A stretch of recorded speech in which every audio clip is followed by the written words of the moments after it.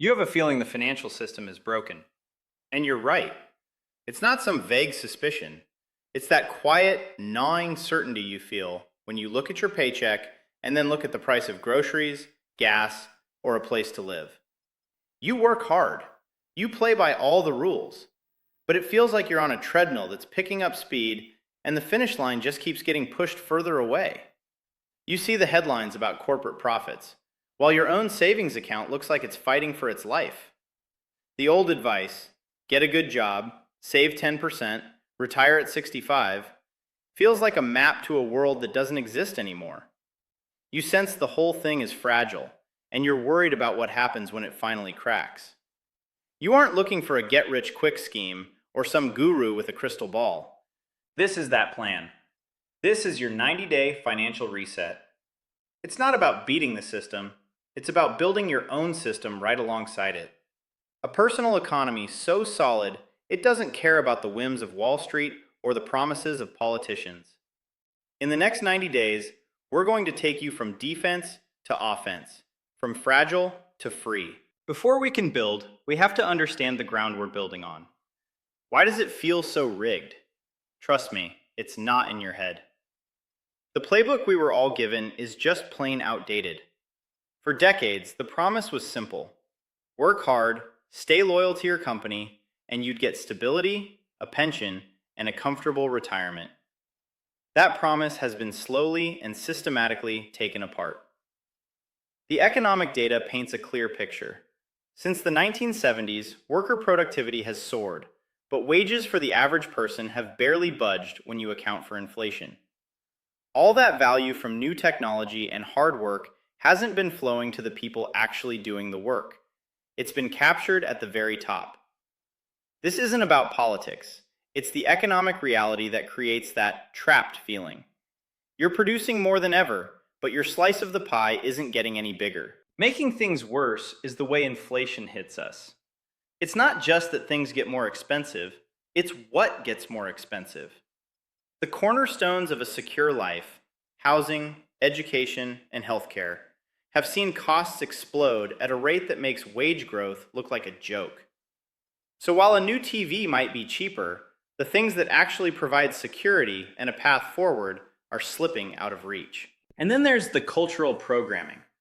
We are bombarded 24/7 by a culture built to make us feel like we're not enough. Social media is just a highlight reel of things to buy. Ads don't just sell products. They sell the idea that happiness is just one purchase away. This creates a relentless pressure to spend more as you earn more. You get a raise, and instantly the goalposts move. A bigger car, a nicer apartment, a fancier vacation. This lifestyle creep is the silent killer of financial freedom. It's a hamster wheel disguised as a status symbol, making sure that no matter how much you make, you're always just one paycheck away from disaster. The financial industry itself often just adds to the confusion, with intimidating jargon and products that benefit the seller more than the buyer. The advice is one size fits all, ignoring that the challenges for someone making $50,000 a year are completely different from someone making $500,000. It all leads to this sense of helplessness, a feeling that the game is just too complicated and the forces are too big to fight. So yes, when you feel like the system is broken, this is why. It's the combination of flat wages, runaway costs for the things that matter, a culture that pushes spending over saving, and a financial world that feels built to keep you out. Seeing this isn't negative, it's realistic. And it's the first step to taking your power back. Because you can't win a game if you don't know the rules. And the first rule of this new game is that waiting for the system to fix itself is a losing strategy. The only winning move is to build your own. Okay, so let's talk about the solution. Acknowledging the problem is validating, but staying there is paralyzing. This is where we pivot. This is where we stop analyzing the storm and start building our arc. The 90-day financial reset is a concrete blueprint broken into 3 one-month missions.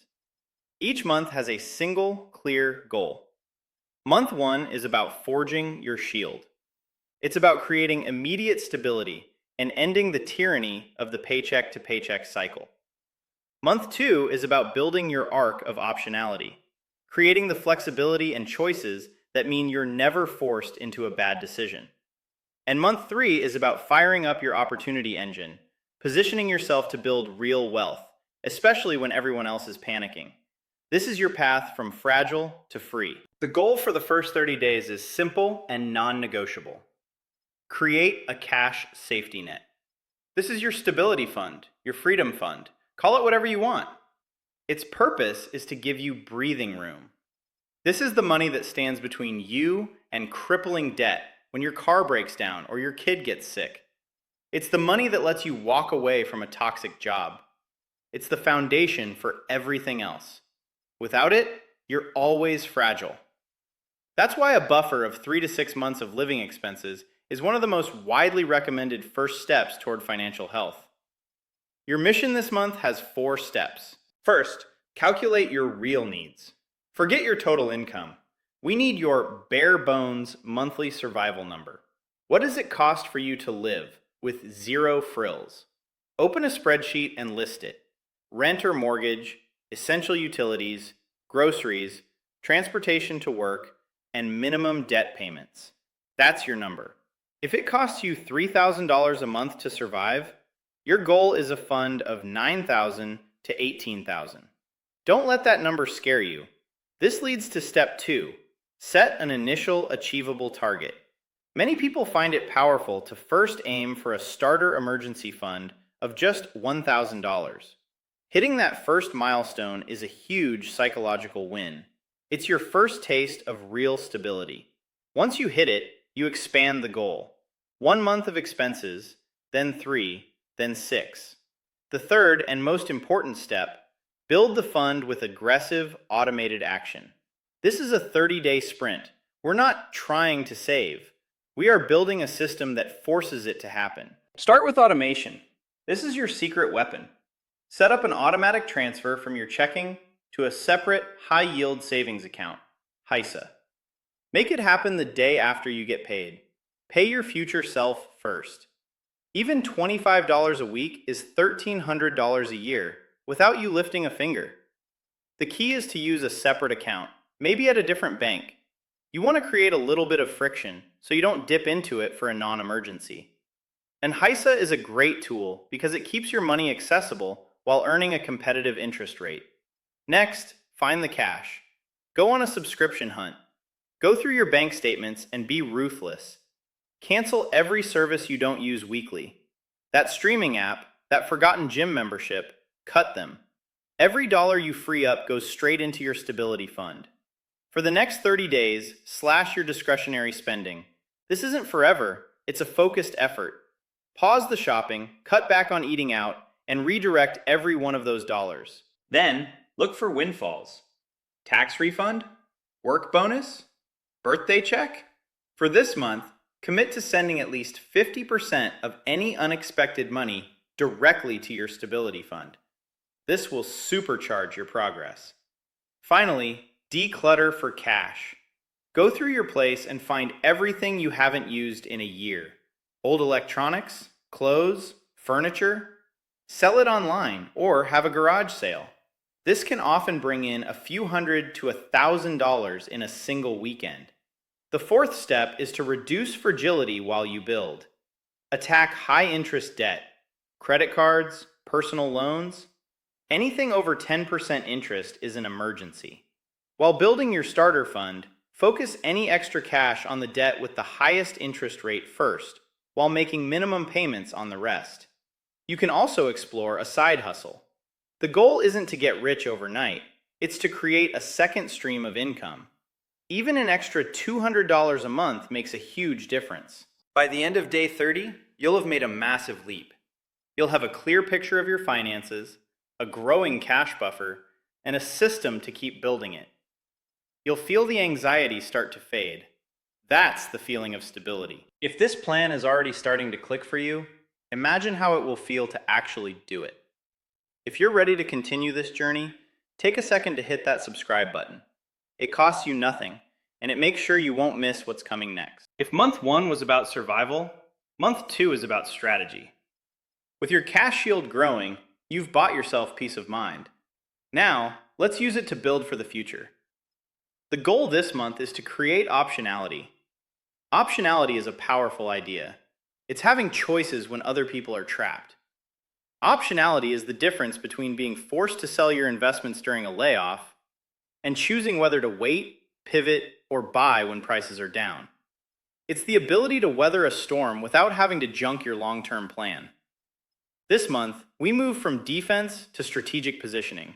The first pillar of optionality is asset flexibility. You've heard of diversification, but it's more than just owning a bunch of different stocks. True diversification is owning different types of assets that behave differently in different economic seasons. The goal is a portfolio without a single point of failure. This means a mix of assets, stocks for growth, bonds for stability, and perhaps exposure to other areas to hedge against inflation. Even within stocks, you want to be diversified, not just with broad US market funds like an S&P 500 ETF, but with international funds to give you exposure outside your home country's economy.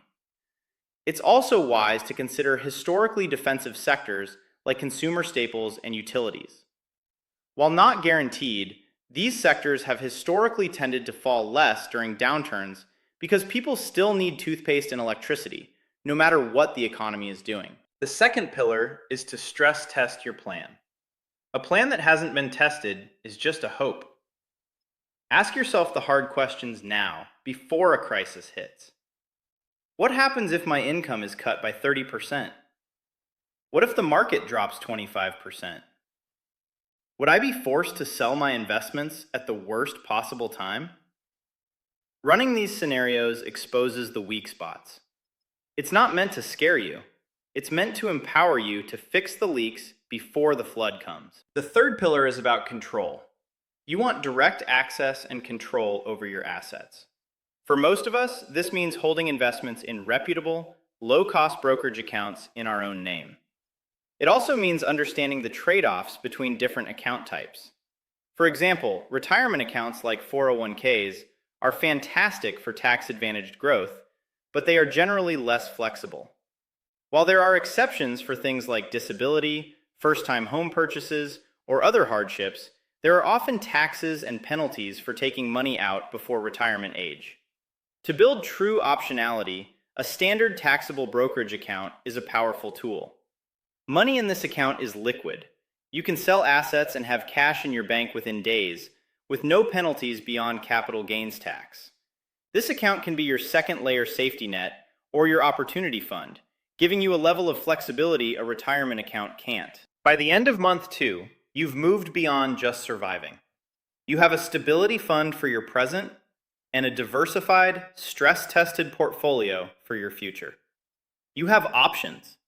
You're building a truly resilient financial life. You built your shield in month 1. You built your arc in month 2. Now, in month 3, we sharpen your spear. We shift fully from defense to offense. The goal is to prime your opportunity engine. There's an old saying in investing: fortunes aren't made in bull markets. They are simply revealed then. They are made during bear markets, when fear is everywhere and quality assets go on sale. Market crashes are a massive transfer of wealth from the impatient and unprepared to the patient and prepared. Your job is to be the latter. The core mindset for this month is simple: patience beats prediction. You will never consistently time the market. Anyone who says they can is lying or lucky. Our goal isn't to be a market timer, it's to be a market opportunist. We use logic and preparation when everyone else is running on fear. Your first action step is to create your ready list. This is a simple list of high-quality assets you'd love to own if they were way cheaper. These aren't speculative gambles. They are solid blue-chip companies or broad market index funds you believe in for the long haul. You do the research now, while you're calm and rational. You decide on your buy prices in advance. Then you wait. When markets go through their inevitable downturns, you don't have to think. You don't get swept up in the fear. You just consult your list and execute your plan. Your second action step is to embrace dollar cost averaging, especially in a downturn. When the market is falling, the impulse is to sell everything or try to catch the absolute bottom. Both are mistakes. A better strategy is to invest a fixed amount of money at regular intervals. When you do this during a downturn, your fixed dollar amount buys more and more shares as the price drops. This lowers your average cost and sets you up for huge gains when the market recovers. And while it's not a law of nature, history has shown that broad US market indexes have always recovered from every major crash to reach new all-time highs. This entire strategy is only possible because of the work you did in months 1 and 2. You won't be panic selling to cover an emergency because your stability fund is in place. You won't have all your eggs in one crashing basket because you're diversified. You have the cash and the courage to be greedy when others are fearful. A final crucial step: maximize your free money. Once your emergency fund is solid, if your employer offers a 401k with a matching contribution, you must contribute enough to get the full match. Depending on the formula, this is like getting an instant return on your investment, and it's one of the highest and safest returns you'll ever find. Not taking it is just leaving part of your salary on the table. By the end of day 90, you've completed the transformation. You're no longer just surviving. You're no longer just resilient. You are now an opportunist, ready to turn the market's fear into your future wealth. So there it is, the 90-day financial reset. In month 1, you forged a financial shield for stability. In month 2, you built an arc of optionality for resilience. And in month 3, you primed your opportunity engine to build real, long-term wealth. That feeling that the system is broken? It's real. The odds can feel stacked against you, but you are not powerless. You can't control the global economy or the decisions of central banks, but you can control your savings rate. You can control your investment strategy. You can control how you react to fear. You can, and you must, build your own personal economy. That is the ultimate source of freedom. This 90-day plan is your blueprint. The work starts now. To help you put this plan into action, I've created a free, downloadable, 90-day reset checklist that breaks down every single step we talked about today. It will keep you on track and focused. The link is right there in the description. Download it, print it out, and start building your future today.